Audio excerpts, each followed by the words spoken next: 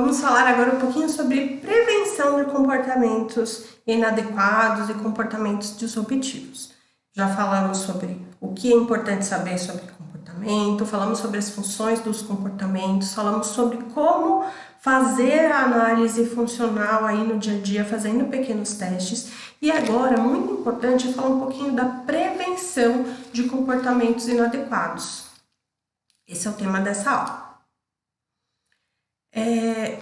O ponto inicial é a psicoeducação. Veja só que eu já coloquei um check verdinho aqui, porque se vocês estão nesta aula desse curso, se vocês estão fazendo esse treinamento de pais aqui online, foi indicado pela terapeuta de vocês, ou se vocês mesmos buscaram, vocês já estão com essa fase com check, né? Então vocês entenderam como funcionam os comportamentos, o que é comportamento, função, reforçamento, consequência, o que faz aumentar um comportamento, o que faz diminuir, punição, enfim.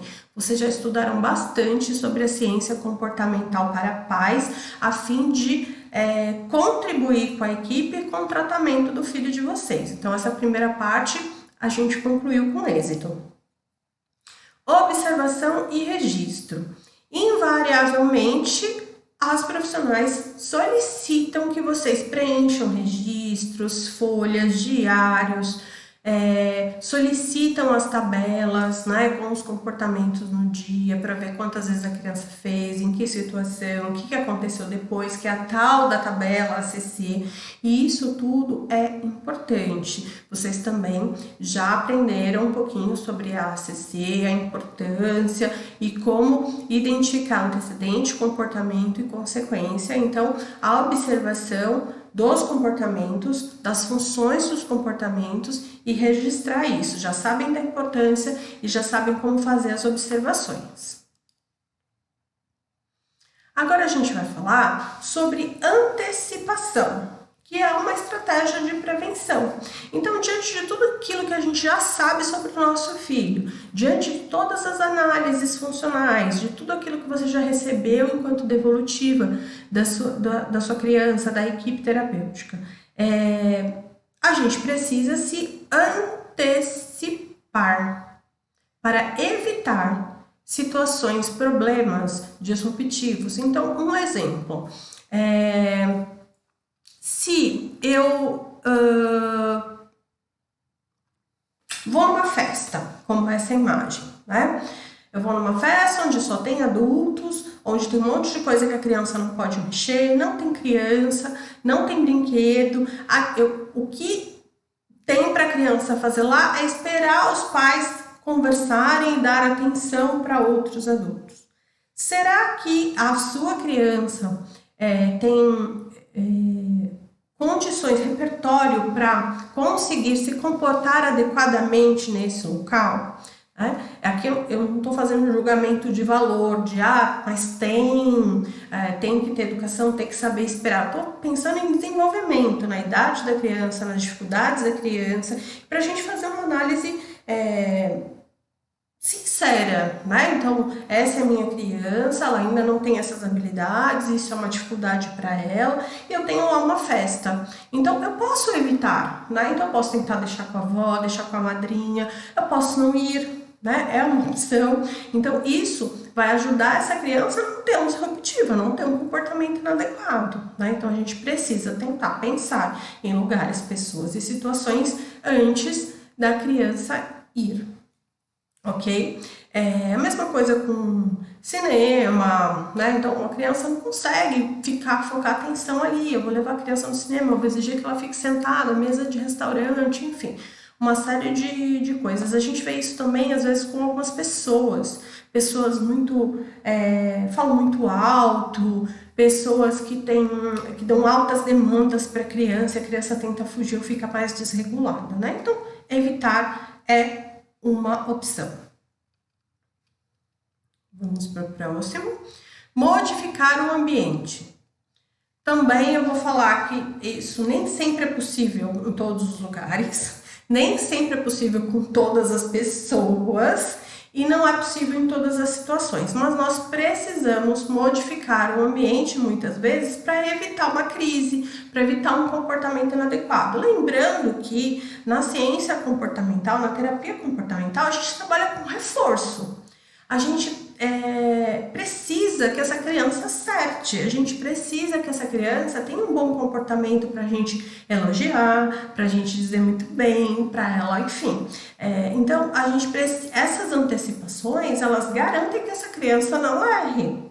Né? Então, é mais ou menos este o pensamento, tá? Então, modificar o ambiente, lembrando que não é possível em todos os lugares, pessoas ou situações, mas a gente pode, por exemplo, não deixar os doces todos na parte de baixo do armário e colocar num outro lugar, do que ficar brigando com a criança porque ela foi lá e fez o acesso e comeu antes do jantar. Né? Então, se essa criança ainda não tem esse repertório de seguir instrução, de lidar bem com esse limite, ou é depois do jantar, é um doce, não é tudo, enfim, a gente precisa modificar o ambiente, tá? Então a gente precisa tirar os doces do acesso, do acesso físico ou da vista da criança, né, para que ela não peça.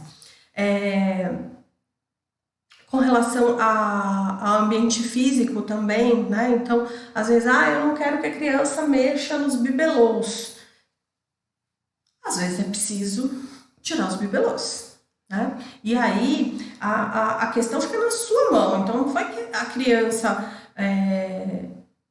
foi mexer e aí você tirou quando ela foi mexer. Você já tira, se antecipa. E não permite que a criança mexa, tome bronca, você retire, e aí a gente pode estar reforçando outros comportamentos, né? Então a gente se antecipa e controla o ambiente, modifica o ambiente. Fazer as coisas por etapas, fazer as coisas em doses pequenas.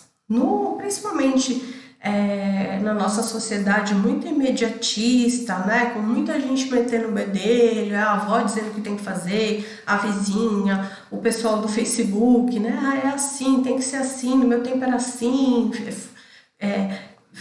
foi comigo assim e tô aqui inteiro, né? Então, cada criança é uma criança, cada criança tem um repertório, tem uma dificuldade. Se você está aqui é porque a sua criança tem alguma dificuldade, né?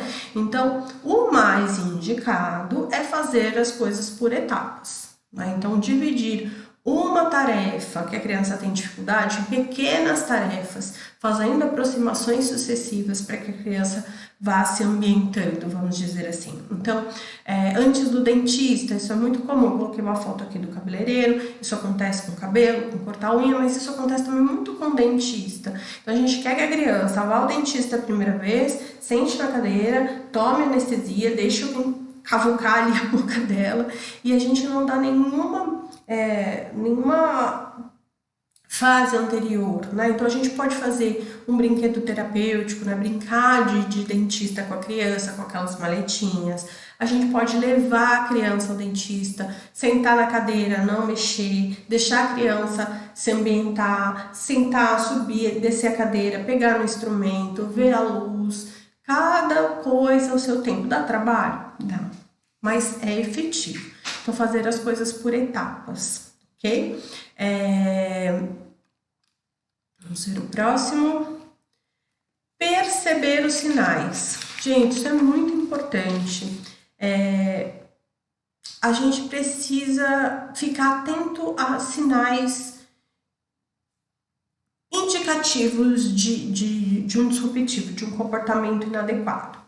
Eu costumo comparar com dor de cabeça. Quem tem enxaqueca, às vezes percebe uma pontadinha, uma aura, uma luz no olho, eu vou ter uma crise. E aí já se antecipa, né? Vai tomar um banho, fica um pouquinho na sala escura, toma uma medicação e evita a crise. Perceber os sinais é mais ou menos isso. Então, a gente deu uma desorganizada na rotina, a criança está acostumada a almoçar 11h30, e aí já é 12h30, quase 1h da tarde, ela não almoçou. Qual é a chance dessa criança ficar mais irritada, né, ou ter algum comportamento inadequado porque está com fome? Principalmente se ela não se comunicar adequadamente, mas não só, tá, gente? Uma criança pode estar super engajada ali com a brincadeira e tá com fome, né? E saiu ali da rotina dela, ela começa a emitir sinais.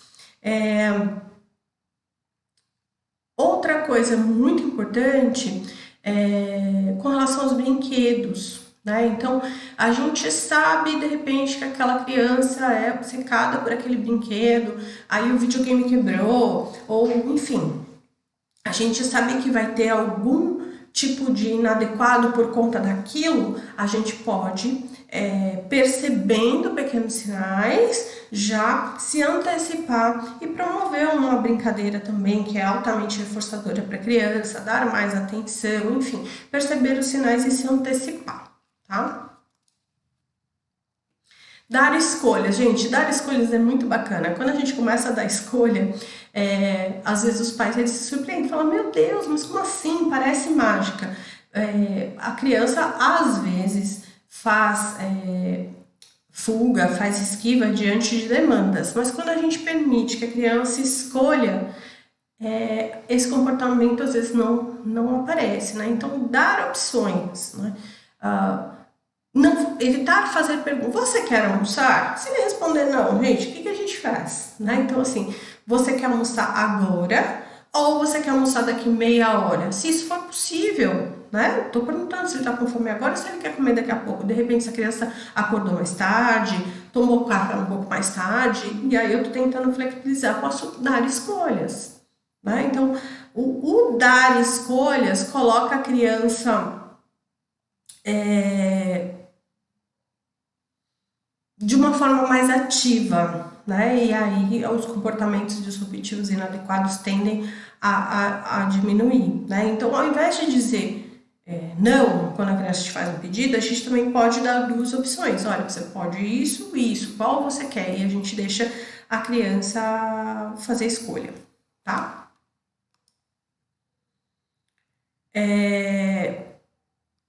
Lá na percepção dos pequenos sinais, eu falei de fome, mas não só fome, tá? Fome, sono, criança com dor, tá? A gente vai incluir aqui, pensando especificamente nas crianças com transtorno do espectro autista, questões sensoriais, por exemplo, né? Uma criança que foi hiperestimulada, esteve com muita gente, alta demanda, muita gente falando, muita criança, ou se ele tem uma dificuldade com luzes, por exemplo, faz evitação e aí ele teve muito acesso a isso, foi hiperestimulado. Então, ficar atento também a esse tipo de variação. E para finalizar, a importância das dicas visuais e auditivas ajudam muito na antecipação. Então, sequências de ações para que a criança não fique com a sensação de eu não sei quando eu vou comer, eu não sei se eu vou poder brincar de novo, eu vou ter que fazer essa tarefa aqui, mas será que eu vou poder brincar? Será que eu já vou ter que dormir? Será que eu só brinco amanhã? Será que eu... Enfim. Então, antecipar visualmente é muito importante, organiza a mente, o pensamento da criança, mas não só visualmente, auditivamente, com os timers, com indicação de regressiva, olha, mais 5 minutos, né? Mais 3 minutinhos, mais 1 minutinho, pronto, agora vamos guardar que a gente vai tomar banho. Então, isso tudo ajuda muito a diminuir comportamentos inadequados e disruptivos no dia a dia. Todas essas informações, elas são úteis de maneira geral, mas precisam ser pensadas de maneira específica junto com a terapeuta que acompanha o seu filho.